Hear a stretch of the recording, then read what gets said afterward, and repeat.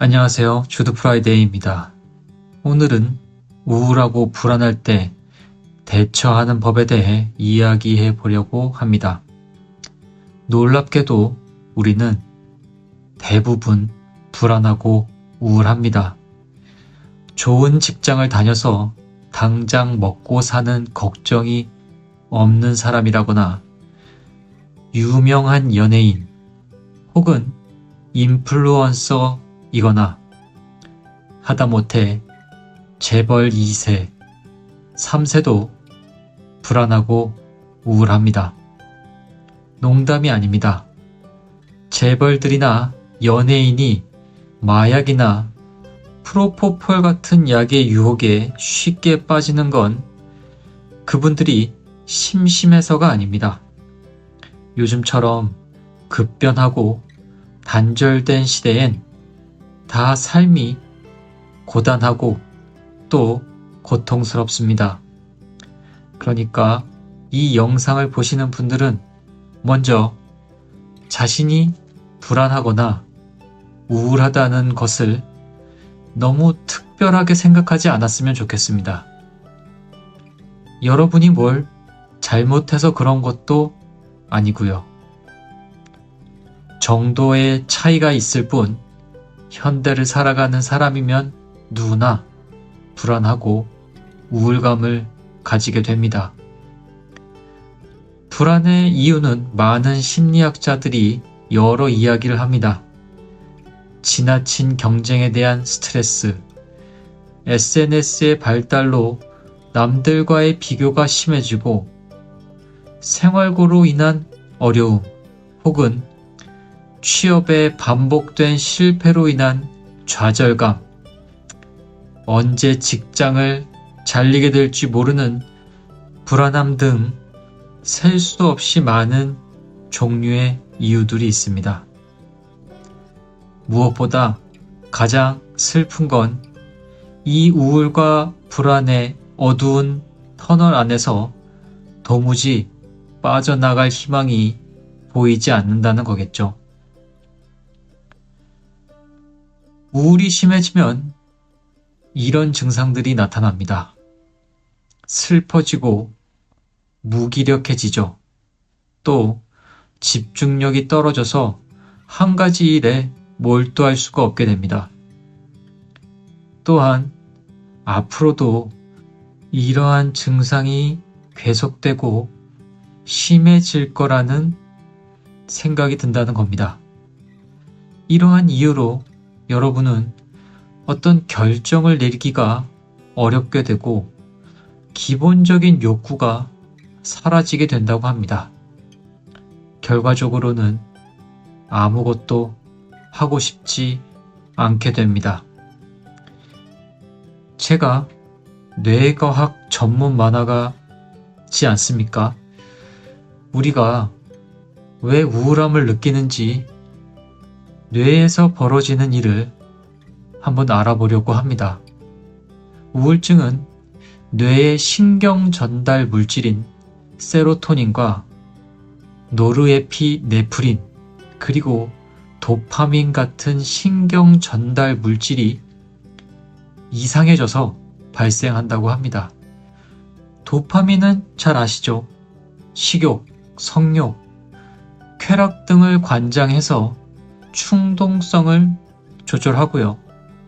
노르에피네프린은 아드레날린으로도 불리며 파이트 앤 파이트 호르몬이라는 별칭처럼 싸우거나 도망칠 때 뇌에서 분비되는 물질이라고 합니다.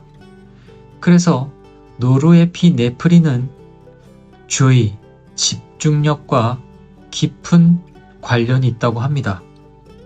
마지막으로 세로토닌은 이 도파민과 노르에피네프린 사이에서 균형을 잡아주는 역할을 하는 물질이라고 하네요.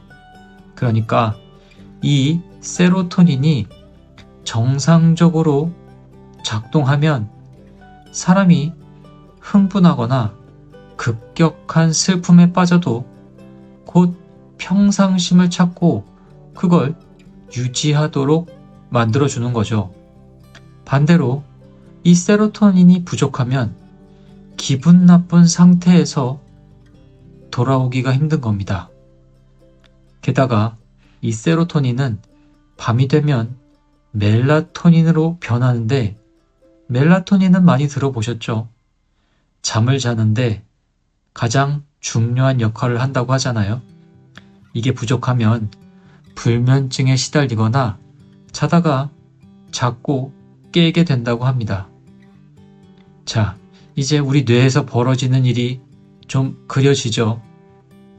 마치 윤활유처럼 세로토닌이 부족하니까 뭔가 삐걱거리는 겁니다. 그럼 세로토닌이 부족하니까 먹어서 만들면 되지 않을까요? 됩니다.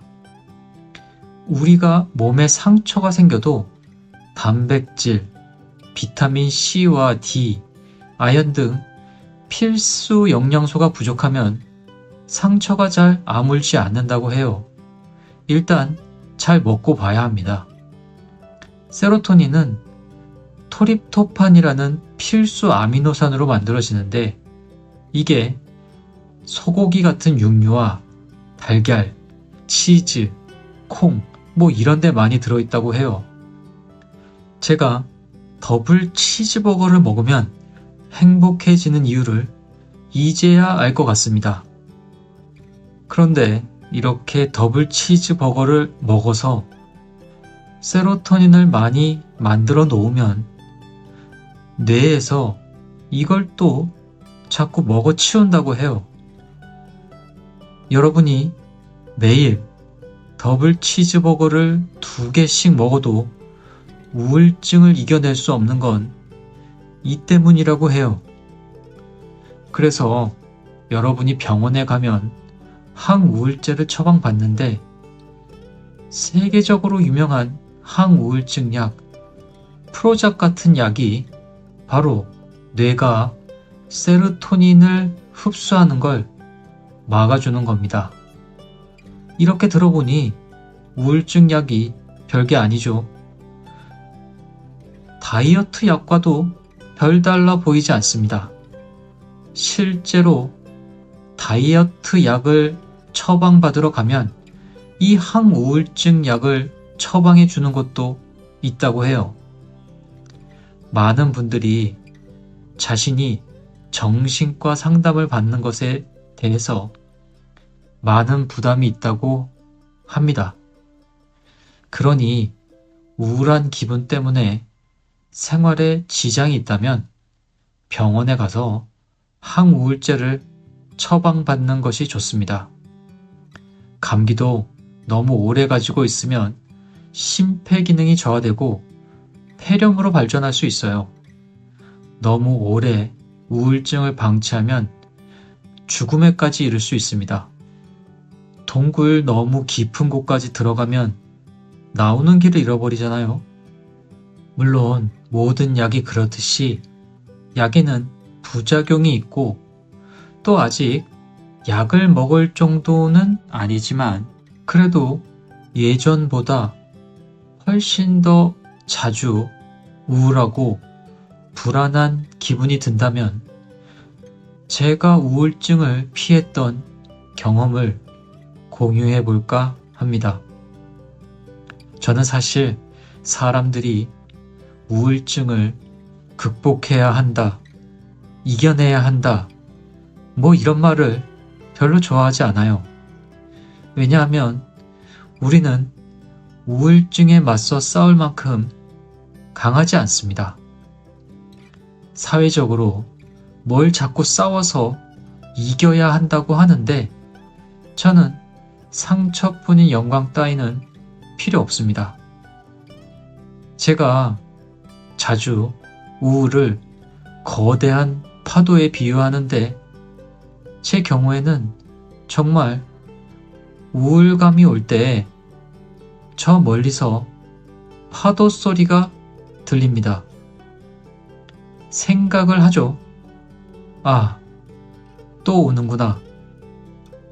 그리고 정말 파도가 덮치면 정신이 혼미합니다. 쓰나미가 오는데 맞서 싸우라니요. 그걸 어떻게 극복합니까? 뭐 저보다 멘탈이 강하신 분은 한번 맞서 싸워보세요. 저는 정중히 사양하겠습니다. 그럼 어쩌냐고요? 재빨리 도망치는 겁니다. 말씀드렸다시피 우울도 몇 번 겪다 보면 그게 미리 신호를 줍니다. 저는 이 쓰나미 경보가 울리면 빨리 하던 일을 내려놓고 신발을 신습니다. 거의 자동이에요. 그리고 나가서 걷기 시작합니다. 얼마나 걷느냐, 이게 중요해요. 정말 예전에는 지쳐서 주저앉을 때까지 걸었습니다. 동틀 때 나가서 밤 12시에 들어온 적도 있어요. 그렇게 걷고 집에 들어오면 쓰러져서 잠이 듭니다. 그리고 그렇게 푹 자고 나면 제가 쓰나미의 파도보다 아주 조금 높은 곳에 올라와 있다는 기분이 듭니다. 놀랍게도 더블 치즈버거를 먹지 않아도 우리가 걸으면 세로토닌이 분비된다고 합니다. 게다가 전 사력을 다해서 파도를 등지고 빨리 도망친다는 생각으로 걷거든요.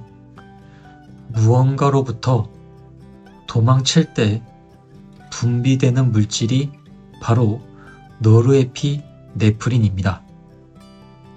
대표적인 항우울제 종류 중 하나인 TCAS가 바로 신경세포 말단에서 세로토닌과 노르에피네프린의 재흡수를 차단해서 우울 증상을 개선한다고 해요. 전 만화를 그리는 사람이라 그런지 원리를 이해하면 이미지화하는 걸 좋아합니다. 그래서 전 세로토닌을 창문이라고 이해하면서 살고 있어요.